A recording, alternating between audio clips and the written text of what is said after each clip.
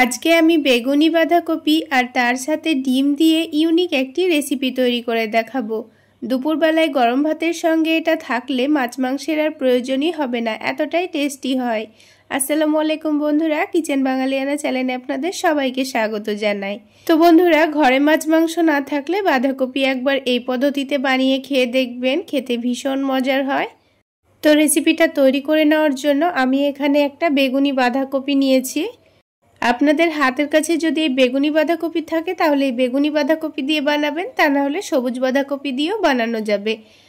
তো এই বাঁধাকপিটা আমি অর্ধেক রান্না করব, সেই জন্য কেটে নিচ্ছি। তো আমি এখানে অর্ধেক বাঁধাকপির জন্য 2টো ডিম নিয়েছি। আপনারা যদি গোটা বাঁধাকপি নিয়ে নেন তাহলে কিন্তু 4টা ডিম লাগবে। তো বাঁধাকপিটাকে আমি এবার ছুরি দিয়ে পাতলা পাতলা করে কেটে নেব। আপনারা চাইলে বটি দিয়েও কুচি কুচি করে কেটে নিতে পারেন।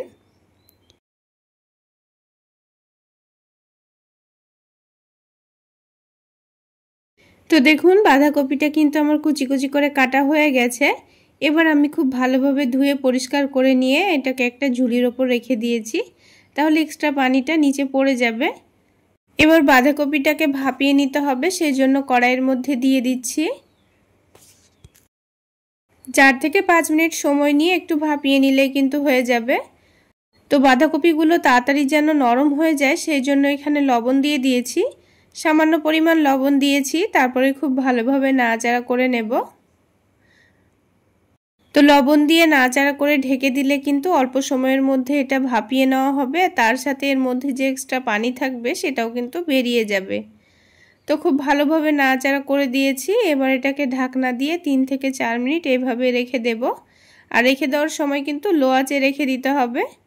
তো লো আঁচে রাখার পর দেখুন এই বাঁধাকপিটা আগের থেকে অনেকটাই নরম হয়ে গেছে। আর যেটুকু এক্সট্রা পানি আছে সেটাও আমি এভাবে একটু নাড়াচাড়া করে নেব, তাহলে খুব ভালোভাবে পানিটা শুকিয়ে যাবে। তো ঢাকনাটা উঠিয়ে নেওয়ার পর গ্যাসের ফ্লেমটা একটু বাড়িয়ে দিয়েছি। তারপর যে এক্সট্রা পানিটা আছে সেটা আমি একটু নাড়াচাড়া করে নিয়ে শুকিয়ে নিয়েছি। তারপর এটাকে বাটির মধ্যে ঢেলে নিচ্ছি। তো এটাকে ঢেলে নেওয়ার পর ঠান্ডা করে নিতে হবে। গরম অবস্থায় কিন্তু এর মধ্যে ডিম দেওয়া যাবে না, ঠান্ডা করে নেওয়ার পরই দিতে হবে। তো কিছুক্ষণ এভাবে রেখে দিয়েছিলাম, তারপর যখন ঠান্ডা হয়ে গেছে তখন এর মধ্যে 2টো ডিম ভেঙে নিচ্ছি। তো ডিম ভেঙে নেওয়া হয়ে গেল। এবার এখানে কিছু মশলা দিয়ে দেব। তো শুধু স্বাদ মতো লবণ দিয়েছি আর ঝালের জন্য মরিচের গুঁড়ো দিয়ে দিয়েছি। আর অল্প করে একটু এখানে কর্নফ্লাওয়ার দিয়ে দিয়েছি। এখানে আমি 2 টেবিল চামচ পরিমাণ কর্নফ্লাওয়ার দিয়েছি, খুব বেশি দেওয়া যাবে না। তারপর সব কিছু একসঙ্গে মাখিয়ে নিচ্ছি। বন্ধুরা, এখানে কর্নফ্লাওয়ার দেওয়ার কারণ হলো বাঁধাকপিটা যখন ভাজবো তখন কিন্তু ছিটিয়ে ছড়িয়ে যাবে না, আর তার সাথে একটু মুচমুচেও হবে। তো সেই জন্য অল্প করে একটু কর্নফ্লাওয়ার দিয়ে দিয়েছি। তো খুব ভালোভাবে মাখিয়ে নেওয়ার পর এবার এটাকে আমি ভেজে রান্না করে নেব।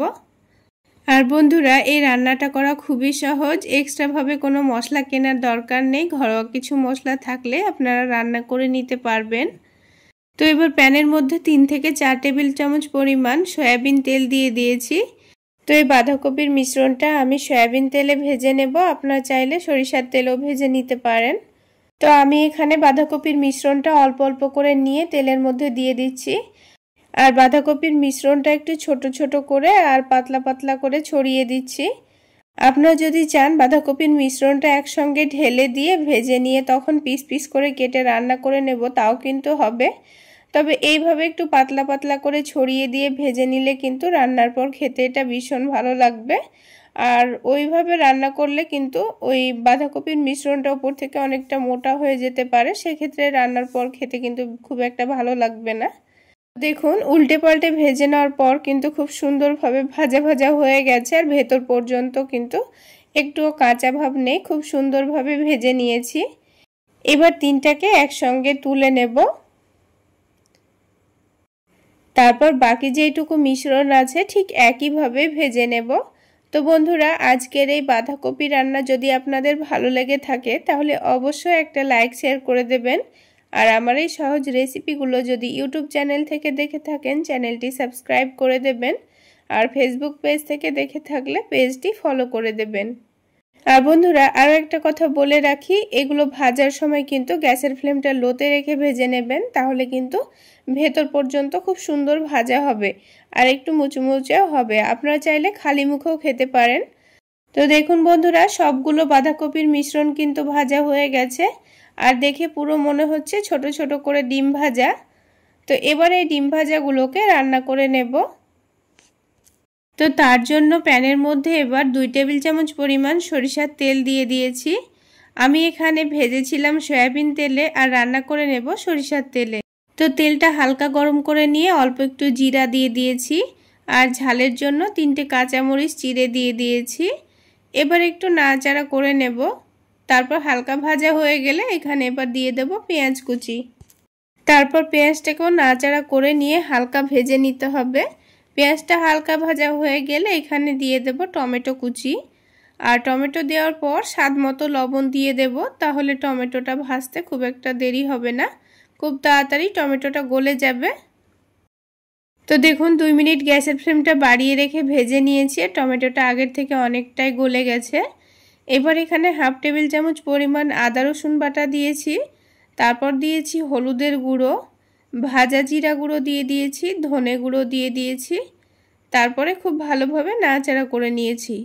এবার মশলাগুলোকে হালকা মিশিয়ে নেওয়ার পর এবার এখানে পানি দিয়ে দেব, তারপর পানি দিয়ে ঢাকনা দিয়ে ঢেকে মশলাটাকে খুব ভালোভাবে কষিয়ে নেব।